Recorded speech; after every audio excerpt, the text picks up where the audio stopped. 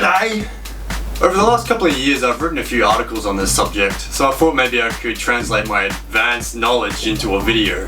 Because reading sucks, you know. I'd rather be smoking cigarettes behind the bus shed. For those who care though, my first article dates back all the way to the April of 2011, which was on my own blog. The sentence structure and some of the grammar is piss poor in that article, but I swear the blog is way better these days. I own the URL and everything.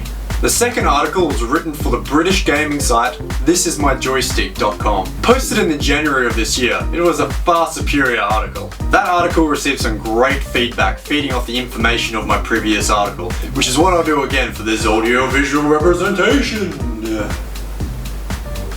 First off, let's take a look into the backstory of the SEGA Dreamcast. SEGA had a fairly turbulent past with consoles, but actually all started quite dandy. The Master System and the Genesis, also known as the Mega Drive, were quite successful, although SEGA did try to milk the Genesis with the SEGA CD and 32X add-ons.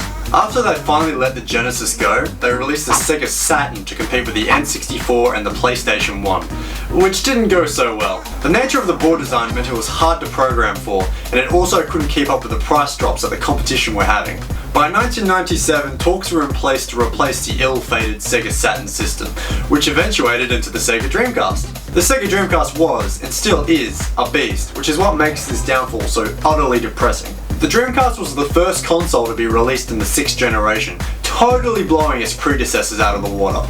It had some amazing capabilities for the late 90s, including online play, high-definition graphics via a VGA adapter, and even a memory card that could act as a portable gaming device when removed. It was technically superior to any console anyone had ever seen before, and it had a great start. Well, in America anyway. Unfortunately in Japan the launch was botched, which was said to have come down to NEC, who couldn't keep up with the demand for their graphics chips. The American launch was a lot more successful though, mostly coming down to the 99.99 launch campaign. The ads were freaking weird, but I guess people love that type of shit, as 300,000 units were pre-ordered, ending in over 500,000 units being sold by the 2-week mark. These were crazy numbers for the time, making sure Dreamcast had quite a healthy start. From there some amazing games were released. These include Sonic Adventure, Shenmue, Crazy Taxi, Choo Choo Rocket, Phantasy Star. The list goes on, and it's full of excellence. So you're probably wondering, if it was all roses, rainbows and butterflies, what the hell happened? Well, strap yourself in and get comfortable, because that part of the video is finally upon us. What in the hecking heck killed the Dreamcast? Unfortunately for the humble Dreamcast, it just wasn't one thing. It was a whole combination of deadly circumstances flying from all directions, making sure that the sad thing had no chance, which led to its sad demise. First off,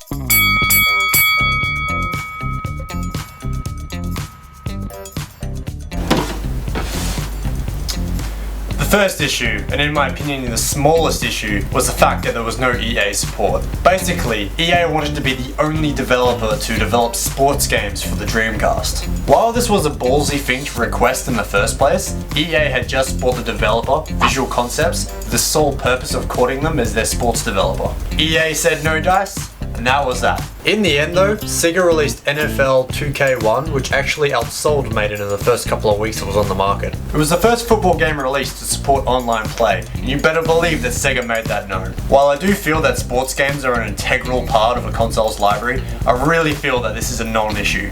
SEGA ended up having plenty of awesome sports games, including Virtua Tennis, which I actually reviewed on this channel once. So click here to check that out. Or not, I don't know.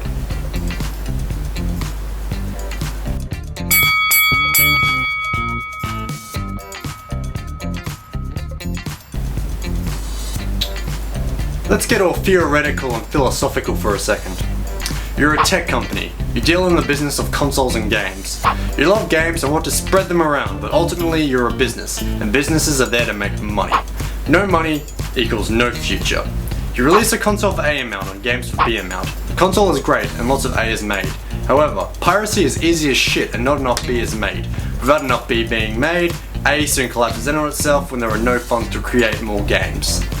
Obviously that was quite simplified, and I'm definitely no economist, but I think from that standpoint we can all come to the conclusion that piracy equals badness. Very, very badness. The fact is, every kid and their grandma's dog could easily pirate games for the Dreamcast.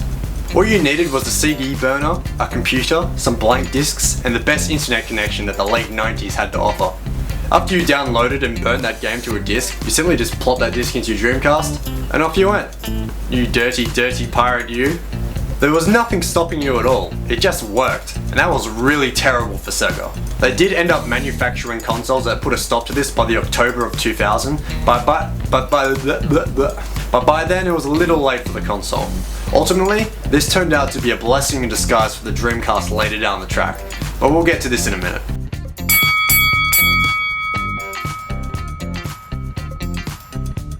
Those last two reasons were fingerprints. Sony is the smoking gun. In that embarrassing analogy I just said. The PS2 and the Dreamcast both had comparable graphics, similar processors, and both had an emphasis on online gaming. Considering the Dreamcast nearly had a 2-year head start on the PS2, and an arguably much bigger fan base considering there were more previous Sega consoles than Sony's, the PS2 had to have a deciding variable. What was that? Well, it may seem a bit mundane now, but it was these suckers. DVDs.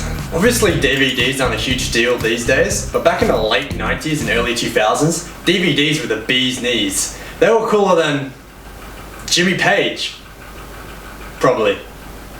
The Dreamcast used GD-ROM discs, which are essentially glorified versions of CDs, only having a capacity of 1.2 gigabytes. So we all know that DVDs have a whopping storage capacity of 4.7 gigabytes, which meant that the PS2 could have bigger games, but more importantly could play DVD movies. At the time, DVDs were a brand new medium. Sony were taking a risk using them. The risk ended up paying off though, because at the end of the day, the PS2 ended up being the cheapest way to play DVDs. This kickstarted the DVD as we know today, and skyrocketed the PS2 into being one of the best-selling consoles ever.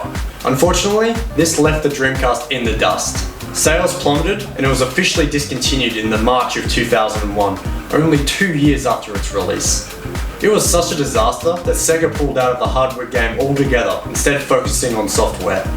Case in point, it only took until the July of 2001 for Crazy Taxi to see a PS2 port. It's all quite a shame really, because the Dreamcast is by no means a bad console. In fact, I think it's quite awesome. Luckily, there is life after death which relates to the piracy. Sure, burning games onto CDR and playing them without paying is bad, but this actually turned out to be a blessing in disguise for the Dreamcast. You see, after its death and still to this day, the Dreamcast has had a rocking indie scene. There are developers out there who still program Dreamcast games and then sell them on CDRs. One such example is the shoot 'em up Gunlord by NG Dev Team, which was released in the June of 2012. It's supposed to be quite good too, which is crazy because it's a Dreamcast game. In 2012. All in all, the Sega Dreamcast was a fantastic console that died a death way too young. Obviously there is no way to resuscitate the console now in a commercial mainstream sense, but that doesn't mean that we can't celebrate its life. So do your Dreamcast a favour. If it's in storage somewhere gathering dust, pull it out and give it a play. It deserves it. If not, why not buy one? Sure, there are many people out there trying to sell it at inflated prices just because it's retro or vintage, but ignore those jerk-offs. There are still some good people out there, and good deals are out there waiting to be sold. You'd be surprised. At that note though, I'm out of rambling material. If you like this video, why not give me a sub? I won't let you down in the future. Otherwise, I have a Facebook page that can be liked, so you can receive updates from my blog and this channel directly into your newsfeed. Trust me, it's way better than that person who you went to high school with who you haven't seen in 3 years complaining about being bored. Anyway, thanks for watching, and I'll catch you next time, hopefully.